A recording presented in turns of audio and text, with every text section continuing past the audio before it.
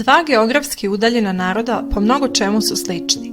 Iako ni Srbi ni Jermeni ne pripadaju mnogoljudnim narodima Evrope, njihovo prisustvo na svjetskoj sceni nesrazmjerno je brojnosti naroda.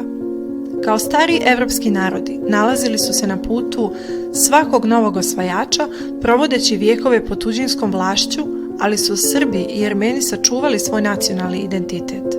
Svaki dodir ova dva naroda ostavio je važan trag. Kada i kako se to dešavalo? Prvi put Srbi i Jermeni su došli u kontakt prilikom putovanja Svetog Save po istočnim hrišćanskim zemljama. 1218. godine Sveti Sava se našao u jermenskom kraljevstvu Kilikija. Zadivljen ljepotom jermenskih manastira, Sveti Sava poziva jermenske majstore da dođu u Srbiju i sagrade manastir u jermenskom stilu. Po dolasku u Srbiju, Jermeni podižu bogomolju u okolini Petrovca na Mlavi. Pojedini izvori tvrde da se radi o manastiru Vitovnici, dok drugi govore o crkvi u nekom od okolnih sela. Dvojezična tabla o izgradnji bogomolje se danas nalazi iznad vrata manastira Vitovnica. Kako god, dolazak majstora iz daleke Jermenije ostavio trag na arhitekturu manastira koji podižu Nemanjići, a čiji uticaj se vidi u Studenici i u Žiči. Ovo će igrati važnu ulogu u drugom susretu Srba i Jermena.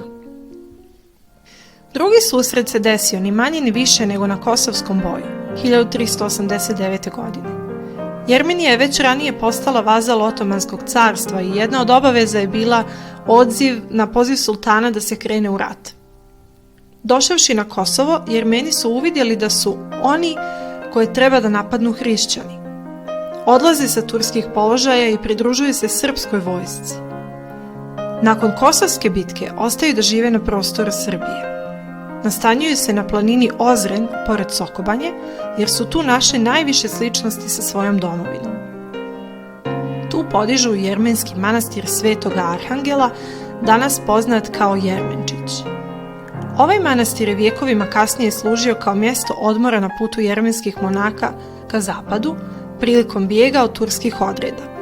Narod okolnih sela tvrdi da na poljima oko manastira i danas raste kavkaski šafran koji su jermenski monasi donosili iz Jermenije. Treći susret se desio još zapadnije, u Beču. Jermenski monaški red Mihatirista je prešao iz Trsta u Beč, gdje su od carice Terezije dobili dozvolu da osnuju štamparije. U ovoj štampariji štampani su Vukov rječnik, pjesmarica i Vukov prevod Novog Zavjeta. Nekoliko decenija kasnije, isti ti kalupi ćiriličnih slova, koje su napravili Jermeni, korišteni su za štampanje gorskog vijenca pod Njegoševim nadzorom. Četvrti susret se desio u Čačku 1885. godine. Turska je počela sa hapšenjima, a nastavila sa ubijanjima i protjerivanjima Jermena. Dio onih koji su pobjegli stigao je u Čačak. Prvi među njima došao je Arut Nigosjan. Za njim dolazi još nekoliko Jermena i svi se bave preradom kafe, prvobitno samostalno, a onda i udruženo kao ortaci. I ostatak jermenske zajednice koji je došao se ponajviše bavio preradom kafe i drugim zanatima, poštujući sva pravila tadašnje Srbije. U kraljevini SHS dobijaju pravo glasa, a neki od njih počinju i da slave slave. Nacionalizacija imovine u SFRJ dovela je do toga da većina Jermena ostane bez izvora prihoda.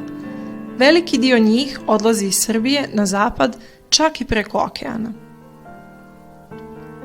Peti susret Srba i Jermena obilježila je prirodna tragedija. Jermeniju je pogodio razoran zemljotres, glavni grad Jerevan je razoren i strada 25.000 ljudi. Tadašnja SFRJ šalje pomoć sa posadom sačinjenom od 7 Srba. Avion kojim su putovali se pokvario tokom leta i svih 7 članova posade je poginulo. Na mjestu pada aviona Jermeni u znak zahvalnosti podižu spomenik i održavaju sjećanje na taj događaj.